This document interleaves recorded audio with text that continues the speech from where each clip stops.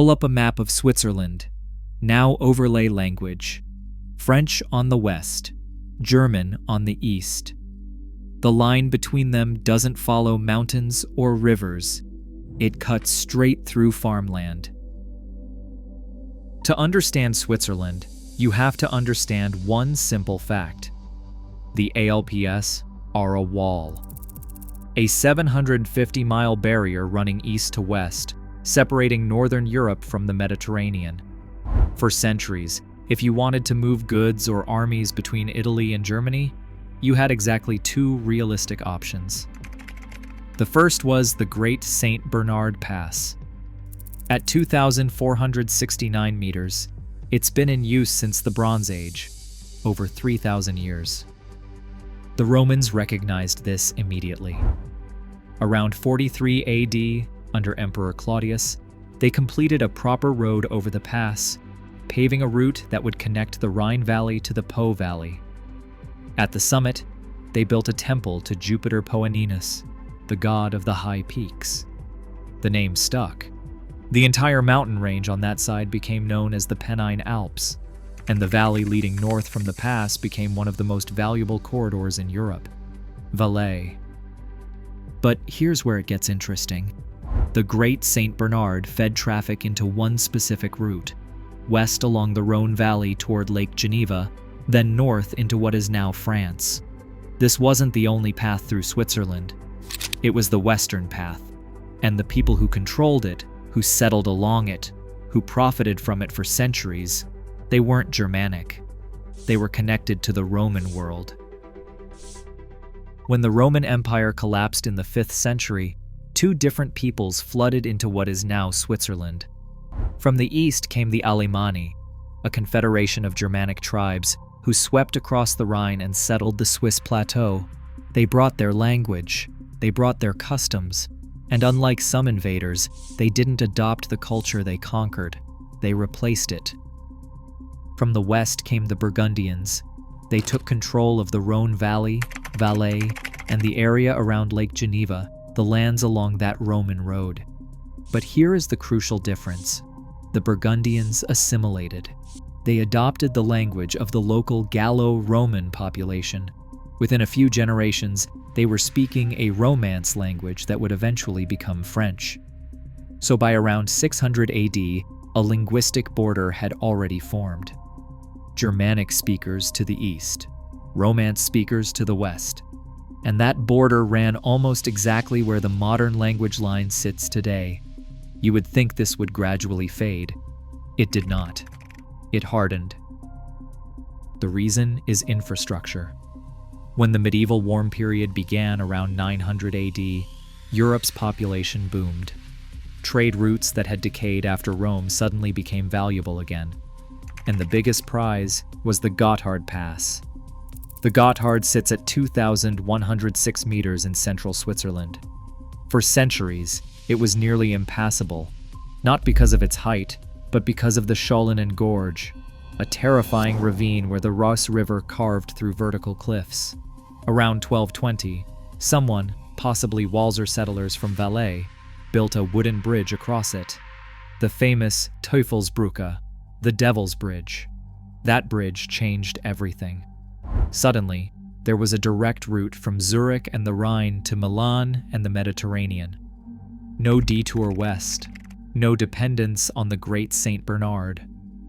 The Gotthard became the new spine of north-south European trade, and the communities that controlled it, Uri, Schwyz, Unterwalden, became powerful enough to resist the Habsburgs. In 1291, they signed a pact of mutual defense. That pact became the nucleus of Switzerland. The Swiss Confederacy didn't form because of shared language or culture.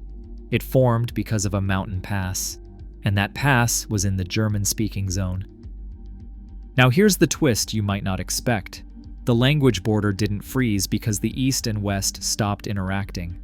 It froze because they interacted in a very specific way. In the 12th century, a powerful German dynasty, the House of Zähringen, was granted authority over parts of Upper Burgundy by the Holy Roman Emperor. They were German-speaking nobles ruling over French-speaking territory. And they did what medieval rulers do. They built cities. In 1157, they founded Fribourg. In 1191, they founded Bern. Both cities sat directly on the linguistic frontier. Bern's original castle, Niedeg, was built, according to medieval chroniclers, on the border between German-speaking Alemannians and French-speaking Burgundians. This wasn't an accident.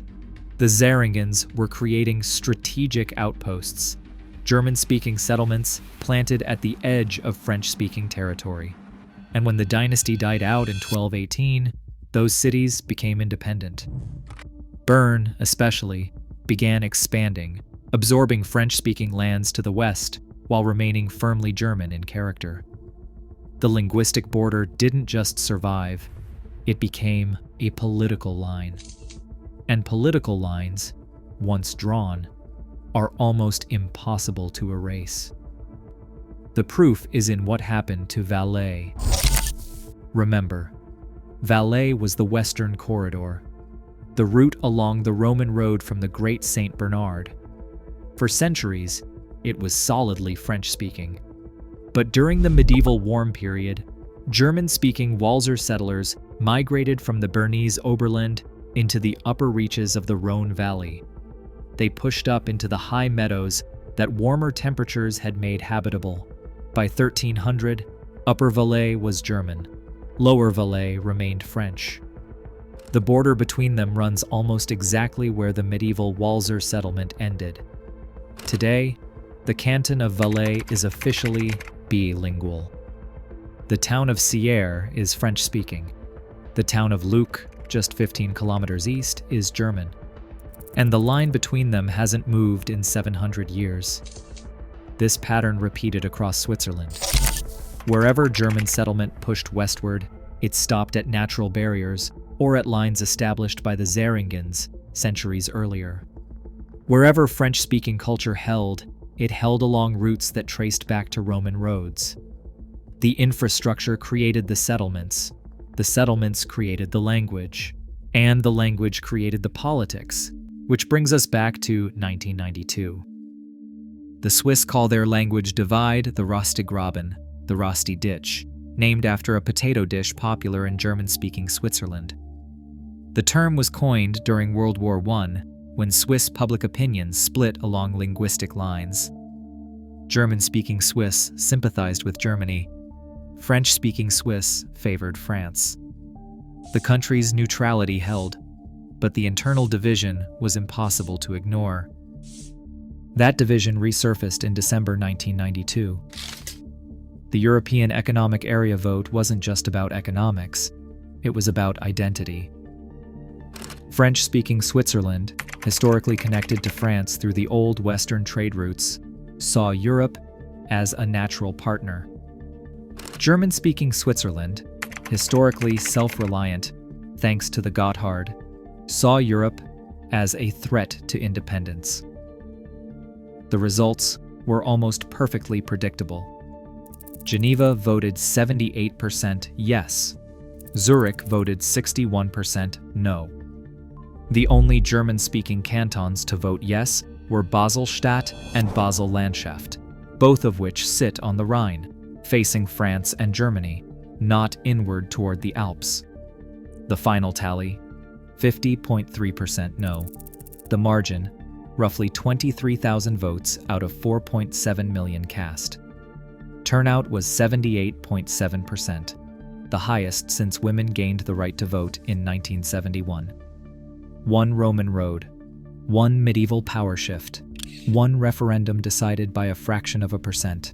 The line held. And it's still holding. In 2014, Switzerland voted to restrict immigration from the European Union. Once again, French-speaking regions opposed the measure more strongly than German-speaking ones. Ticino, the Italian-speaking canton south of the Gotthard, historically isolated from both power centers, swung the vote toward restriction. In political science, they call this path dependence, the idea that early choices constrain all future options. In Switzerland, The early choice was made by Roman engineers who decided where to build a road. The road determined which valleys grew rich. The rich valleys attracted settlers. The settlers brought language. The language shaped identity. And the identity, 1,500 years later, still shapes elections. Switzerland likes to present itself as a miracle of multilingual harmony, and in some ways, it is. 4 national languages, 26 cantons, direct democracy, no civil war since 1847. But harmony isn't the same as unity. The Rustigraben is real. French-speaking Swiss still watch more French television. German-speaking Swiss still vacation in Germany.